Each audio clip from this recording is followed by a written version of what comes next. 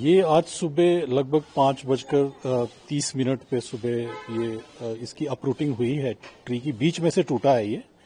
और काफ़ी झुक गया था और काफ़ी बार हमने लिख के भी एमसी को भी लिख के इसके बारे में आगाह कर दिया था कि ज़्यादा बारिशें हो रही हैं तो नमी बहुत ज़्यादा है और काफ़ी ये पेड़ झुक गया था और बहुत बड़ा पेड़ था। तो उससे आई थिंक ये क्योंकि 2-3 दिन से लगातार जो बारिश हुई है उसकी वजह से ये अपरूटिंग हुई है इसकी और बिल्डिंग का नुकसान काफ़ी हुआ है। तो इसमें काफ़ी लेकिन क्योंकि ये लोहे की छत है तो टूट तो गई है, लेकिन फिर भी कोई ऐसा कोई मेजर नुकसान जो है उससे जान दिन में गिरता तो शायद नुकसान ज़्यादा होता, लेकिन सुबह का अर्ली मॉर्निंग का समय था तो इस करके कोई गाड़ियां नहीं क्रॉस हो रही थी या दफ्तर के भी जो कार्यालय में जो कर्मचारी हैं वो भी चौकीदार थे यहाँ पे। तो सुबह जब 5:30 पे मुझे सूचित किया चौकीदार ने हमारे, तो फिर हम लोग सुबह आए। फिर हमने देखा कि कोई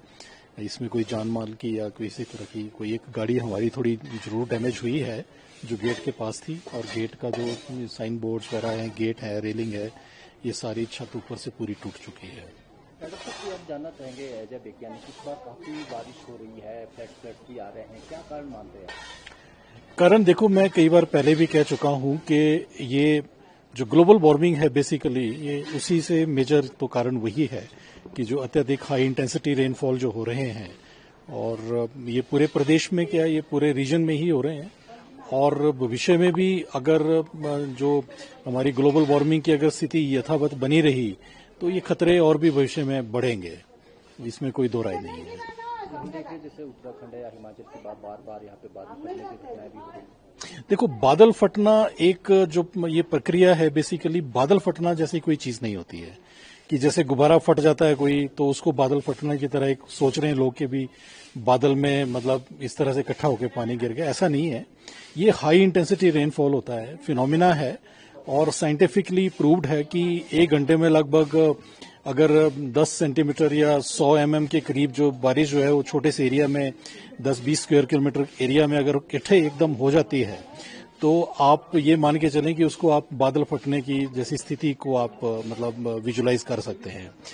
तो आप ये देखें कि जैसे शिमला जैसा एरिया है तो इसमें अगर पूरे क्षेत्र में अगर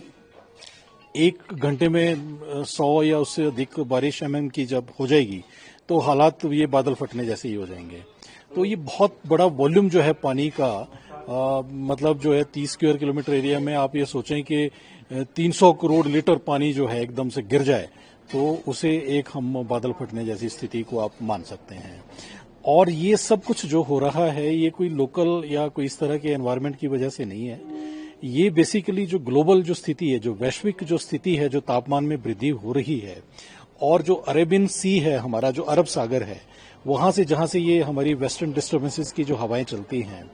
उनका जो दबाव यहाँ पे बनता है। और जब ये मानसून के साथ इस बार जो ये कपल हुआ है 2023 में भी इस तरह के हालात बने थे, क्योंकि ये जब स्थितियां बनती हैं तो हाई इंटेंसिटी रेनफॉल होता है। तो हाई इंटेंसिटी रेनफॉल में ये सब फ्लैश फ्लड और इस तरह की जो है पूरी उत्तराखंड में भी इसी तरह से हालात बने, और इकट्ठे ही पूरे के पूरे गांव जो है हमारे सराज में बहुत ज्यादा नुकसान हुआ, प्रदेश के अंदर बल रीजन में भी काफी नुकसान हुआ। 2023 में हमारे लगभग 10,000 करोड़ रुपए का नुकसान प्रदेश सरकार को, इस वर्ष भी अभी तक लगभग 3,000 करोड़ रुपए का नुकसान जो है वो टेंटेटिवली आंका जा चुका है अभी तक की बारिश में।